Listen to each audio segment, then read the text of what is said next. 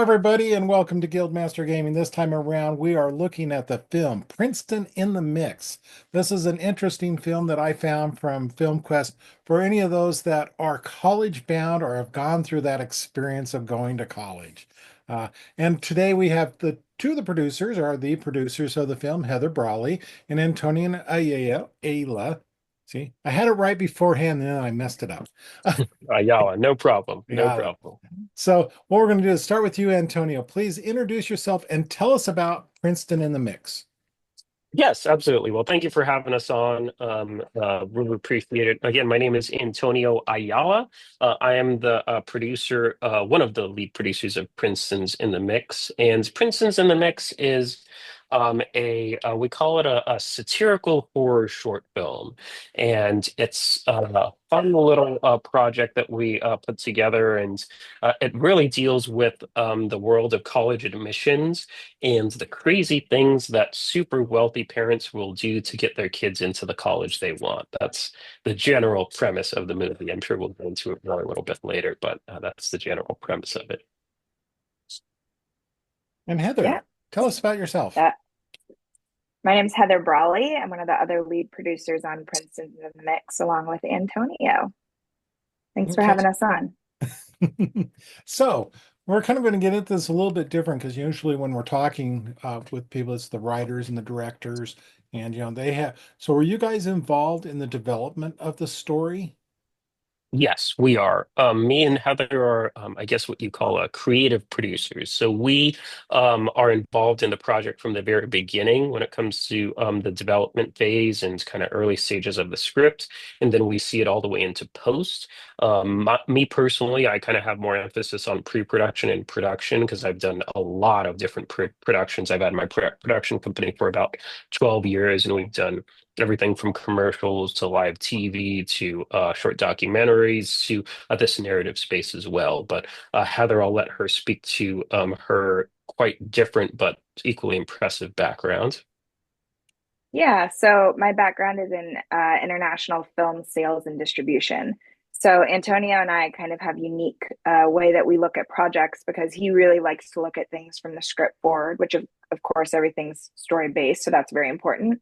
But I really like to look at things from the very end and delivering this and getting this into the consumer's hands backwards. Now that's a little bit unique with short films because obviously there's not as much of a channel as with a feature, but still the way that my brain is just wired, that being my background, to really think about this from the end. So Antonio and I really like to tackle things in a unique way, which has just proven really successful for us in the way that we work together. Okay. So, Antonio, I guess this is going to be more towards you in terms of the story. Now, you told us what the story is about, but what was it that sparked this idea? So what sparked the idea is, I mean, we're seeing all these college admissions scandals in the news now. So we heard about the Varsity Blues scandal or the Lori Loughlin thing that kind of kicked this all off. But we're seeing a lot of other examples of um, very wealthy individuals who kind of feel like they can cheat the system in a way or kind of find a shortcut around getting to the idea of what they want. And it's very much also about how parents will sometimes live vicariously through their children, and up to the point where, I mean, this main character, Beth in the film, she really takes it to the next level after finding out that her son can get extra time on the SAT if he gets injured. And it's this whole idea of really, it's of course, taking it to the next extent, like the extreme of, seeing a parent who's willing to injure their child just to get what they want or get into the college that they want, or just kind of the bragging rights of her being able to tell her friends about what college her kid gets into and whatnot. And that's the idea of it. And as a producer, I love to take on projects that have some type of social, cultural, or political message behind it. So I truly feel like the conversations that are being had in current events should very much be similar to the conversations that we're having in the art world and in movies and kind of these subjects that we're dealing with from a societal perspective, but also unpacking that in a visual, creative medium, and also having fun with it too. At the end of the day, we want to make a fun movie. Okay. So you got this fun short film. So we'll kind of continue on with just the short film aspect of it right now. You filmed its Film Quest. Whereabouts are you in your film festival, you know, life? Tyler, go ahead. Yeah, I would say we're probably in the middle. We premiered in June at Dances with Films at the TCL Theater, which was just such an incredible experience to premiere there. We screened at Indie Shorts the month after that, and then we went to Santa Fe International Film Festival, San Francisco Shorts, and Film Quest. And we already have two lined up for next year, and still waiting back to hear from a few. So, yeah, we've screened incredible festivals so far. We can't say enough amazing things about where we've screened, picked up a couple nominations and an award, and we're really excited about where this film is going and the networking that it sparked. It really connects with people. Telling, I think our writer director John DeMeo did such a good job of telling a really interesting story in a really unique way, and it kind of starts like a drama. You're kind of going, oh, this is a family drama, mom and a son, how fun. And then it just kind of spirals completely out of control into a horror film.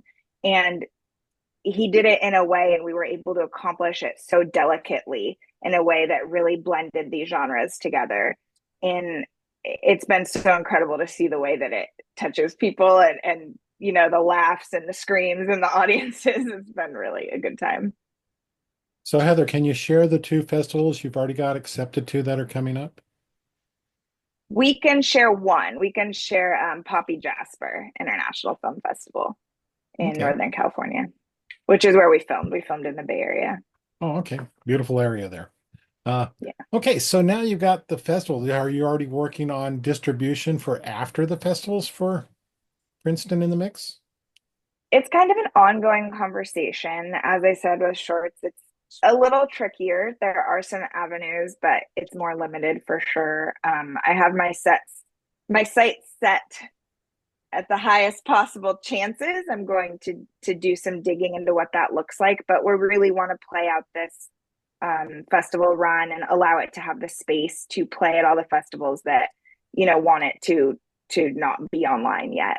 So we're Mhm. kind of focusing on that still right now, but keeping that in the forefront of our minds. It's also tricky because distribution changes so quickly that what we're looking at now might be completely irrelevant, come next summer, or there might be new avenues that are a better fit for us. And it's also all comes down to our goals and what we're looking for, and just getting this thing out there for anybody to see it, and partnering with somebody who makes sense for us. So there's it's my nature, so there's a lot of thinking going into it, but just kind of cautiously edging forward and doing my research for now. Okay. So now let's kind of jump back to the story a little bit. So we got, you got a short film. It's all wrapped up. It's doing well out there. This storyline, is there any looking at it of making it into a feature? There's potential with everything, of course, but I really like the way that this is kind of contained and stands alone. I mean, it's um, designed to be its own standalone short. However, there's possibilities for it to kind of inspire a feature, or we're also looking at a lot of different feature films right now that we're kind of in the earlier development stages in right now, but kind of how this film also teaches us to take those messages in terms of those other projects and taking it to the next level. So all that is to say, no, not right now, but it's definitely helping open the right doors for our feature projects that we're really moving forward on next year. So. So this might be hard to answer because, Jonathan, the director writer, isn't with us here. But do you know of any other projects that he's working on that are coming forward that people might be able to watch out for if they've seen this one and enjoy it? Yeah, I know that he did another body horror film, and he's working on a monster movie in Brooklyn right now. So a lot kind of in the same realm as Princeton, nothing that's done and out there and readily available to view just yet. But I know that he did do his feature that was about 2 years ago, if I'm correct, right, Heather? And Yeah. he does have a feature under his belt, and just right when I found the script through John, I mean, I fell in love with it instantly, and then I brought it to Heather, and we were really able to move quite quickly when it comes to finding other creatives who wanted to join the project and actually put it into production. And I think from exactly a year of when we received it is when we shot it and when we got it out into the world. So it's nice to actually move forward on a project quickly and get it out there. And we're really excited to see eventually where it will end up. As Heather mentioned, we're kind of halfway through our festival run right now, and every festival we get more and more great feedback. And actually, the one right before Film Quest and San Francisco Short Film Festival, we did pretty well because San Francisco Short Film Festival, we won the jury prize for Best Narrative, and Film Quest, we were nominated for Best Horror Short and Best Screenplay. So it's really great seeing it get the recognition that it deserves, and we're hopefully looking forward to receiving a lot more next year too, because Film Quest was our first genre fest, and we have a lot of other genre fests that we hope to continue playing at, and just enjoying this ride. Yeah, sounds I think great. too, one of the things that made it fun was that we all have such different backgrounds. Like Yeah. Jonathan's feature that Antonio referenced is a geology drama called Unconformity. And so that was what he had just come off of. And then Antonio, has made some short documentaries recently. And I'm working in the distribution space. And another producer of ours, Matt Stoner, is working in kind of the financing space as a producer. So it's been really interesting for us to all come together and do and not necessarily new genre because some of us have worked in the genre space before, but do something really different for all of us. Kind of shifting up from what you are working on into a new direction.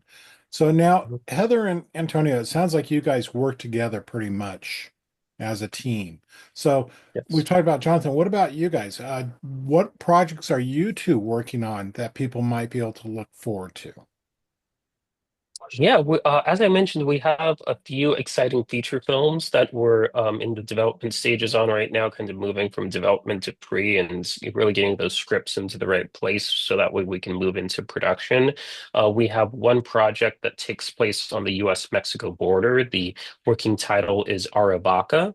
And it's actually a small border town in Arizona. I mean, I believe it's only located like I want to say less than 5 miles away from the U.S.-Mexico border, and it's kind of one of those intersecting storylines where we follow a bunch of different characters' perspectives that ends up converging towards the end. So think of like Crash or Pulp Fiction, where we're kind of following these different characters' stories. We follow the story of uh, a woman crossing the border with her younger sister and her grandfather. We follow the story of a Border Patrol ICE agent. Whose job is, of course, border enforcement and is kind of dealing with all these different groups of people in play in that small area. And then we also follow the story of a militiaman who, him and his friends kind of feel like it's their duty as American citizens to defend the American border. And they all kind of think that they're against each other, and constantly this kind of uh, cat and mouse chase game, but towards the end, they realize that they have more commonalities than differences, and they actually end up having to work together on kind of defeating an outside force. And again, I really love projects that make you kind of think about current events in the world and society in a different way. And this is one that I feel has a lot of great potential, especially when it comes to conversations that are being had. And immigration is going to be a hot new subject next year. So we're looking forward to moving that one into production, as well as a few others that kind of are similar that have that type of social commentary to it. Okay, that's pretty impressive. So, kind of coming back, let's drop back then, because you remind me of a thought. You're saying you like to work with a social commentary, and that's what these are. What message would you like people, the audience, to walk away from with Princeton? Yeah, that's a great question. And I mean, I'm Yeah, of two minds. we're getting a chuckle from Heather for it. So Yeah, I mean, it's one where I also like to have the audience interpret it themselves too, because we all go to movies and we take away something different from it. And I think it's important to kind of have that audience interpretation. But I mean, it's really a conversation about elitism and what we're really seeing now in particular too is kinds of these wealthy people within society who think that they are kinds of beyond following the rules as it may be laid out and kind of ends up finding their own ways around them or cheating the system. And really about also creativity and how creativity can be a means to its end on its own too. The main character, Teddy, he's passionate about the piano and that's what he wants to do in life and eventually have that kind of propel him to success when it comes to college and what he's applying for. And the mom is constantly at odds with that perspective and just kind of trying to encourage him to do the put in the work in terms of tutoring and studying to get that high score. So that way it guarantees him getting into a big Ivy League college that she can brag about. But I think it's really at the end of the day, audience can take their own perspective to it, but it's really very much about what happens when kind of you put everything out there for these people within society who feel that they can cheat the system and taking it to the next level in terms of injury and fun and who doesn't love blood, right? that's why we always go to horror. So Heather, you're chuckling about this message. It's like I guess this has been something before. What about you? What message would you like people to take away from Princeton? I think the reason that I get a kick out of this is I went to a very competitive high school and it feels like a high school that these students could have gone to. So I know these parents and they were around me. Luckily, my parents were not like that, but I saw a lot of parents like this.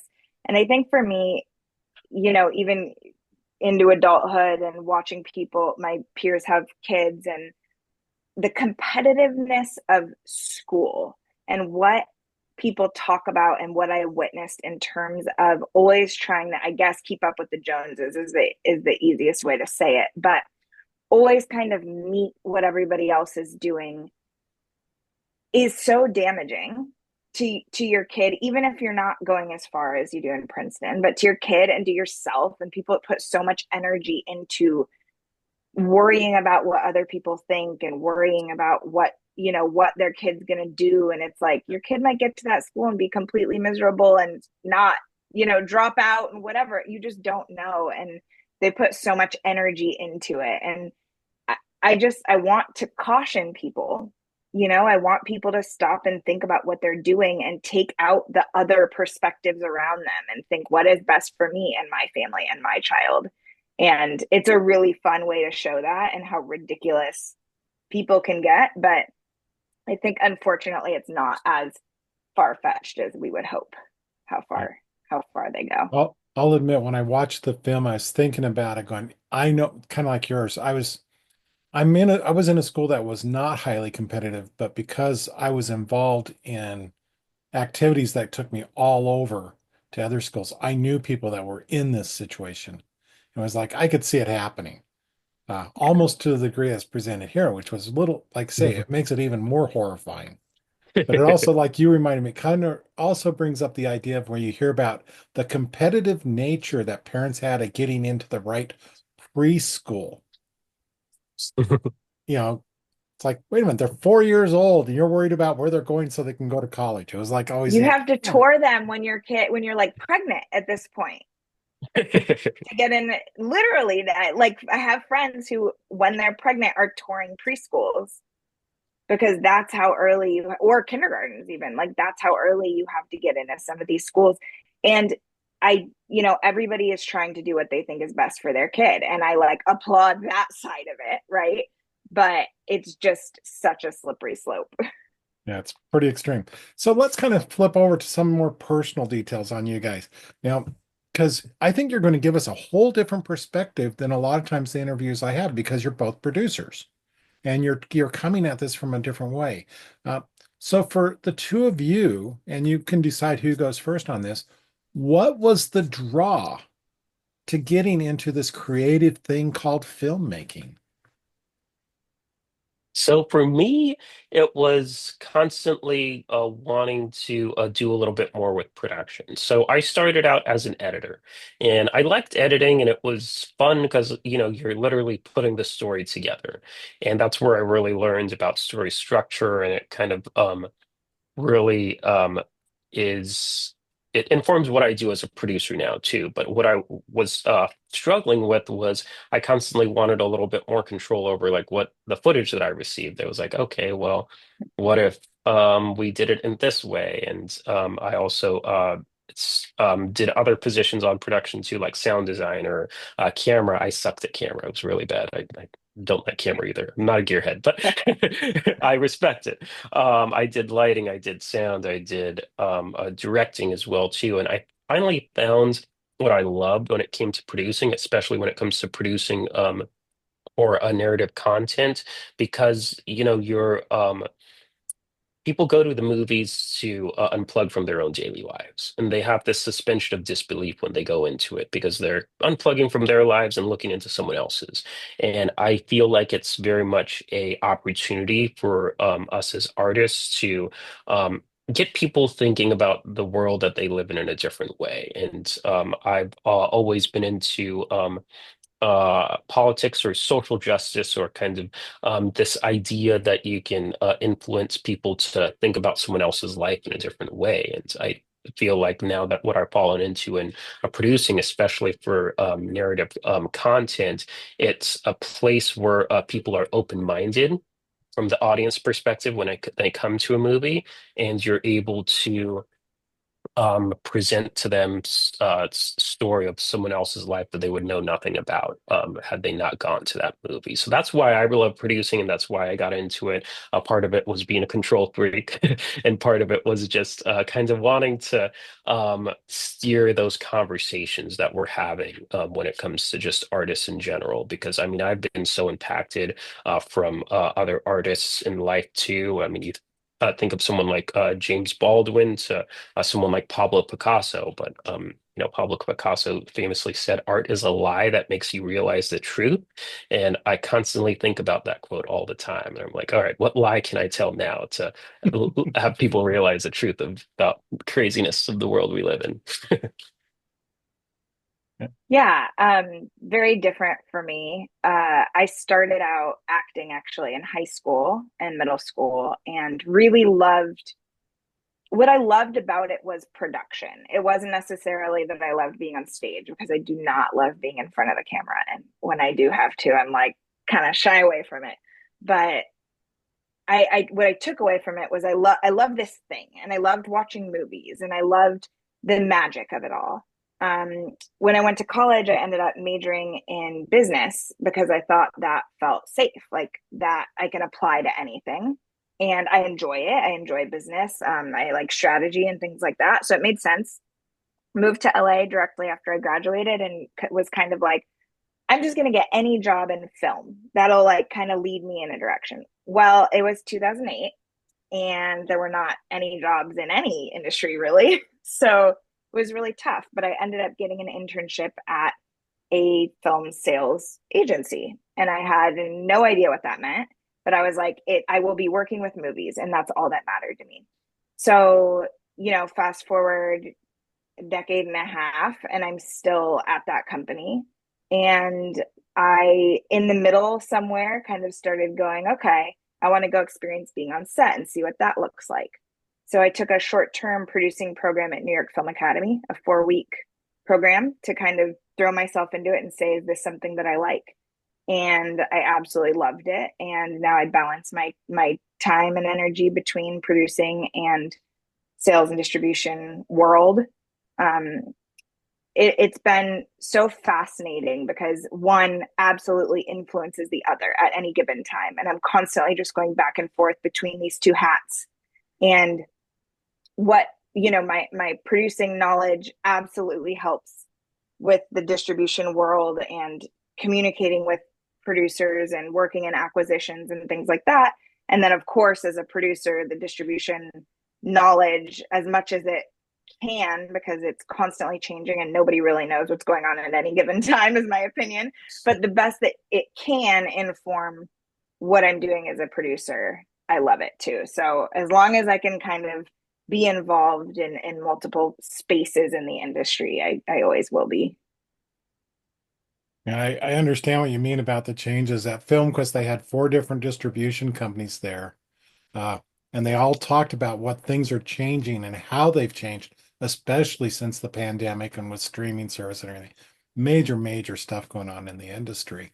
But now for you guys, I get the feeling this is going to go quite a different route. If you each had a dream project you could work on, what would that dream project be? Mine's probably an easier answer because I am not a writer and I am not a director. And I very clearly state my boundaries there. So for me, the most important thing are the people that I'm working with.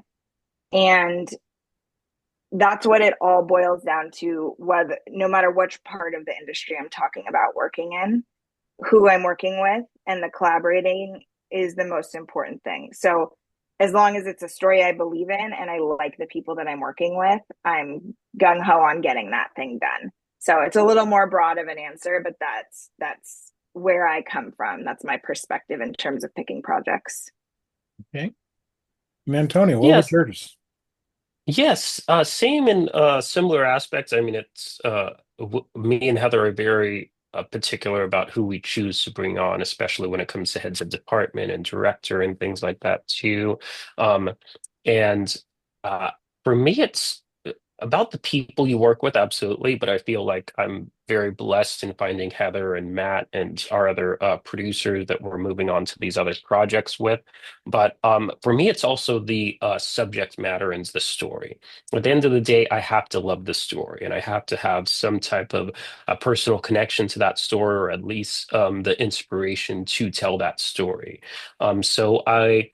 Um, did a few commercial projects a few years back for the San Francisco Giants, and they all have to deal with the Latino community in the Bay Area and how baseball kind of is very much a part of that sense of identity when it comes to locals, Latino population here in the Bay Area. And that was a project that was very close to my heart. And I have another project like this border project, or like another project that takes place in Puerto Rico. And my dad is originally from Puerto Rico, and it's about kind of the first almost Puerto Rican revolution that happened when the island was kind of in transition period between being a Spanish colony to an American colony. And I love projects like that because it has to deal with me personally and my identity, and how I find that those stories are important to tell. And whenever I produce something like that that has this a lot to deal with my own experience in my own life and something that I'm very inspired to tell, I feel like it brings a lot more of a unique perspective to how you're telling that story, and you are a little bit more committed to it and committed to telling it in an authentic, creative way, but also something that is fun and that makes people think about things in a different aspect. So that's a longer answer for sure than Heather's. But for me personally, I love projects that have to deal with the way I grew up or my identity, and kind of have that extra commitment to telling that story. Okay. So we've talked about, kind of going with all these things. Uh, Before I forget, can you share where, if people want to follow where Princeton in the Mix is coming up, do you have a website, social media that they can to follow We to find do. out those dates? Yeah, princetonsinthe.mix.com has all of our screening information, press, everything you need, and then on social media at Princeton's in the Mix. Okay. And then we're going to take the next step. I mean, obviously you're your own production company. What about if they really enjoy what we're talking about here and want to follow up what you guys are working on, or they know some of your previous work, where can they find the two of you? Uh, easiest is on the Princeton's in the Mix website on our team page. You can link directly to both of us. So everything can be found on the Princeton's in the Mix website. Okay. So kind And of, my company is Vanishing Pictures, and that's the production company that produced Princeton's and that we're working under for our other projects. So we're still working on kinds of our footprint with Vanishing Pictures, and I know that Heather has her own independent thing as well too. But at the end of the day, we all take on a lot of different projects, and a lot of it's through that website. No apostrophe in the Princeton's in the mix if you're listening. so here's a one of my closing questions I usually ask, because you guys apparently have been involved in filmmaking. Uh, you've won some awards, which is being clearly demonstrated behind us. So if someone new came to you and said, "Hey, I want to become a filmmaker," what advice would you give them? Get on set. That would be my first piece of advice. Get on set, get a job as a PA or whatever you can do, and just start observing and learning. Read scripts, just get as much exposure as you can. Yeah. I mean, very similar. I just say produce something, anything. So the more that you can produce and the more that you can practice, I mean, one, it's kind of like putting in your 10,000 hours until you actually master the thing. But at the same time, it's helping you grow and kind of know what uh, portion of production speaks to you the most? I mean, what me and Heather gave two very different answers about what inspired us to become producers, but we're still producers and we still do the same job. I have a lot of friends who are in other aspects like camera or directing, and they thought that they were going to be in something different before that. But the more that you try things out, the more that you'll know. And the more that you produce, the better you'll get. I mean, your first project, it's gonna suck. It's okay. But it's okay if it sucks because you're learning about how not to make something that doesn't suck the next time. But the more that you produce and the more that you get that practice and the more that you take on stories like I mentioned that are very special and important to me personally to tell, then you're going to bring a very different, unique perspective to telling that story. No one's going to tell the same story in a the same way at all because we've talked about different perspective when it comes to audiences taking away those messages when walking out of the theater. And there's different ways that producers and directors go about telling that story, and that's the most best special thing me personally about the art world is we there's no one way of doing it. If you find your way of doing it and what works well for you, then more power to you. But in order to find what works well for you, you need to figure it out through trial and error, through looking at other producers in the industry and seeing what works for them, but also finding your own path and starting your own path and the way that you want to chart it, so that way you make the content that you want to make. And I think just to piggyback on that, building a community is really, really important. You won't Totally. work with the exact same people on every project usually, but having a community that you can make things with and bounce ideas off of. I see a lot of people go in and just try to do everything themselves on every project. And it's possible, but it's a lot more fun if you have people around you want to do this with. Exactly. Yeah, that's one of the great things I think about being an artistic talent of any level is the community of Yeah. people you get involved with. So I want to thank you both for joining me here. I'm going to finish off with one question, or actually just kind of leave it up for an open statement to you. Any final call outs you'd like to do? Congratulatory statements? I kind of joke with people and say, this is your chance to practice your Oscar speech. So, I mean, Yeah. obviously our writer director John DeMeo. This couldn't have happened without him, and it was a brilliant idea uh, and beautiful execution by our cinematographer Jason Josepher.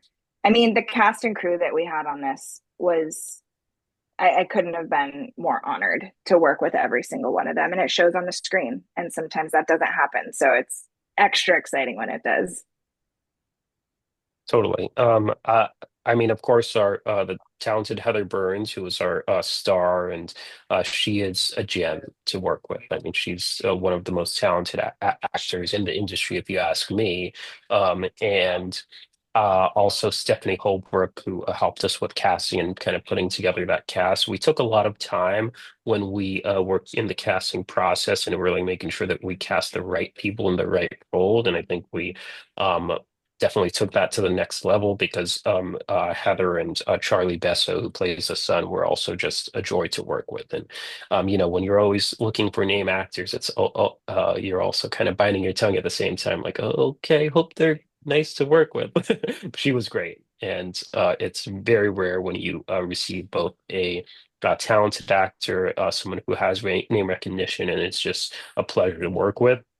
And that's my advice to people too, is um, know that um, everyone on your cast and crew, from heads of department all the way down to production assistants, everyone loves this industry and is there because they want to have fun at the end of the day on a project. And if you want to create that positive environment, it's really important that you listen to other people on set. I mean, I'm always of the perspective the best idea wins. If a PA even has an idea that they want to bring about, be receptive to it. Listen to them, hear them out. You want to give us creatives a certain sense of autonomy. I think that that's important as a producer, and to instill in everyone to know that they can speak up and to put ideas out there. Because at the end of the day, a great project, I think, is the culmination of multiple good ideas, not just one. All right. Like I said, thank you, Heather Antonio, for joining me here at Guildmaster Gaming to talk about Princeton's in the Mix. And everybody, you can find out more information by just checking out the website, princetonsinthe.mix.com. Makes it easy to remember and kind of go forward with. And, if you get a chance to see this in the festivals coming up, it really is a good one to kind of see with a nice twist as it kind of sets up into the whole thing. Because like for me and Heather, you mentioned it too. We know people that were right in this and who are still right into this type of setup that is being explored in this wonderful little short film. And I hope you guys have a lot of great luck with it out there on the circuit. So Thanks so thank you. much. Thanks for having us, Dan. Okay, Thank thank you you. everybody for joining us this time. We'll talk to everybody again soon.